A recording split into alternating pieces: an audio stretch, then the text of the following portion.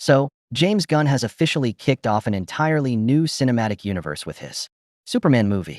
But do you know what's even newer than this fresh cinematic universe? I'm not kidding. If you just take a moment to dive a little deeper, you'll realize how insanely detailed and massive this whole thing already is. Let's break it all down. First, I want to clear up one thing.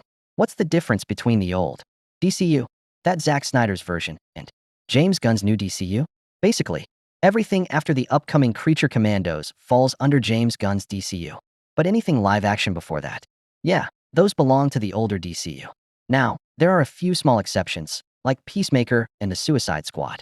Even though James Gunn created them under the old universe, he's carrying them into this new one.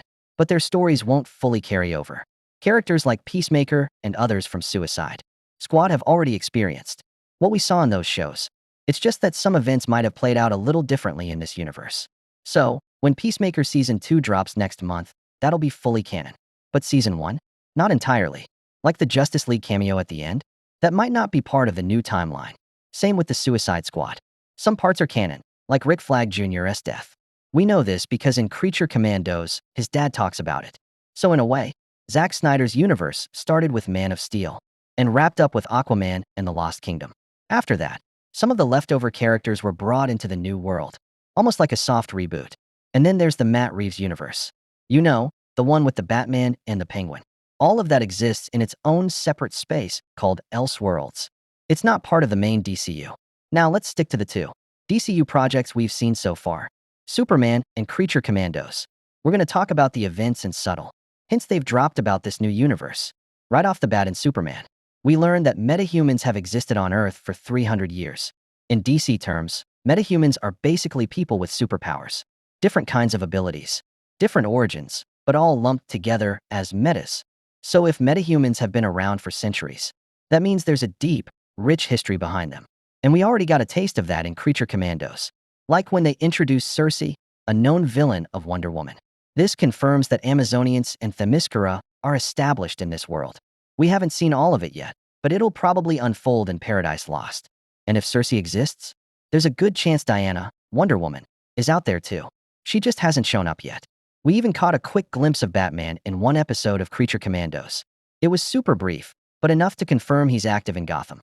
And from what we know, James Gunn is writing Brave and the Bold with the Bat family playing a huge role. That includes Damian Wayne, Dick Grayson, Jason Todd, all possibly already out there. The thing is, James Gunn is writing this universe as if all the characters already exist. We just haven't seen them yet, but they're definitely there. A perfect example. Guy Gardner casually mentions the Green Lantern Corps and the Guardians of OA. These are huge parts of DC comic lore. It'd be weird if he didn't mention them at all, especially with that power ring on his finger. So yeah, they're real in this universe. James Gunn's style is about slow reveals. The DC universe is vast, but he's not dumping everything on us at once.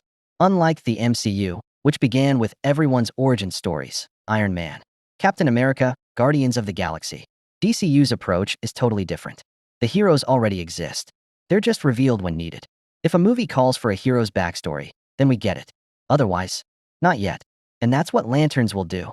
Explore the Green Lanterns in detail. It's coming soon. Another great example? In the Superman movie, there's a scene inside the Hall of Justice. Lois Lane goes there to convince Guy Gardner to help save Superman.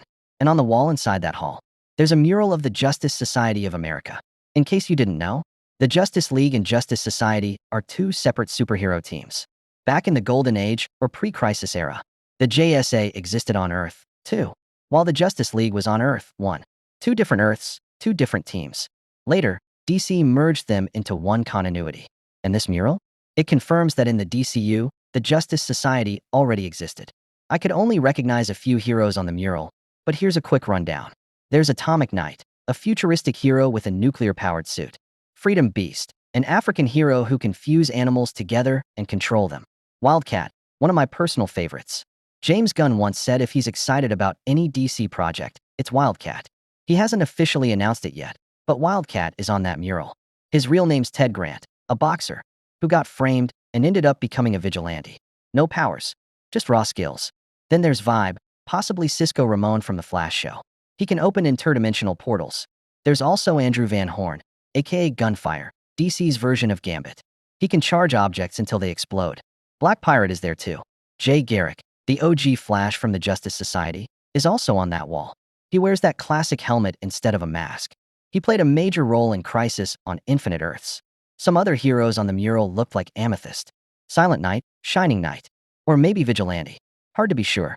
I'm still waiting for James Gunn to post a selfie showing the full mural in detail. But just from that, it's clear the DCU is filled with heroes, past and present. They won't throw them at us all at once. They'll show up only when it matters.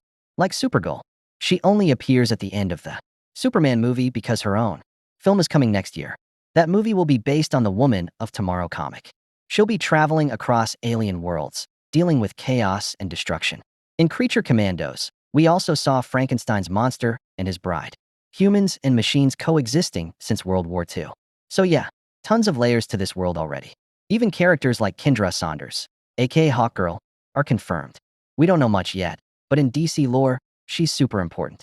She's romantically connected to Hawkman, who we saw in Black Adam, though that version might not be canon anymore. Dr. Fate is also visible on the mural. Is it the same one played by Pierce Brosnan? We don't know yet. If Gunn liked the performance, he might bring him back in a soft reboot. Now Hawkgirl and Hawkman have a deep history with a villain named Vandal Savage. I think he's going to be a major part of this Gods and Monsters chapter. He hasn't been properly portrayed in live action yet. Vandal Savage is an immortal who clashes with Hawkman and messes with the Justice League big time. So yeah, this universe already has tons of heroes and metas walking around. An understanding that gives us a glimpse into where James Gunn is heading. Just imagine, in Man of Steel, very few powered beings existed. So Darkseid coming in made sense. It was a big deal. But in this world, where superpowered folks are everywhere, the real drama is going to come from within. Metahuman conflicts, ideologies clashing. What does it really mean to be a hero? Some will take the law into their own hands. Some won't. One major incident. Things go horribly wrong. The public could turn against them, or rally behind them. This could totally lead to a The Boy-style situation. And right in the middle of it all, Superman, caught in a civil war-like conflict. There are still many projects to come. Next month is Peacemaker Season 2, then Lanterns, then Supergirl, then Clayface, then Brave and the Bold, and even more that haven't been announced yet. But overall, we can sense where Chapter 1 is heading. James Gunn initially announced an Authority movie, then later said it's being pushed back because he has other priorities. Still, it gives us a hint. The Authority features anti-hero types, exactly. The kind of group that could clash with Superman's team. So it's possible Chapter 1 ends with the Authority. Maybe even renamed to Justice League versus the Authority. Right now, this universe isn't about big alien invasions. It's about internal problems, like a DC version of Civil War. And it all ties in beautifully with Gunn's love for the Kingdom Come comic. He's posted about it before, saying it's one of his favorites. In that story, so many heroes and metas pop up that Superman steps away from being Superman. He's hurt, emotionally. He quits. But things get so bad, Wonder Woman finds him, tells him to stop moping, and convinces him to come back. And when he returns, things escalate big time. So those political themes we saw in Superman? Yeah, expect more of that. Because this metahuman conflict Gunn's building, it's not going anywhere soon. And honestly, that's a good thing. The MCU built up to universe-wide threats. Now they're going multiverse-wide. But DCU? Staying grounded. Keeping the battles personal. And that's refreshing. Once this storyline wraps up, they can always explore bigger threats. Green Lanterns have their own issues. Blackest Night can come later. Darkseid's return, plenty of possibilities. That's the best part of being a superhero fan. So many directions to go. Exciting times ahead. Hope it lasts. See you in the next one. We've got Fantastic Four coming soon. And yeah, we'll talk about that too. Take care. Don't forget to subscribe to Arshi Verse for more updates from Hollywood.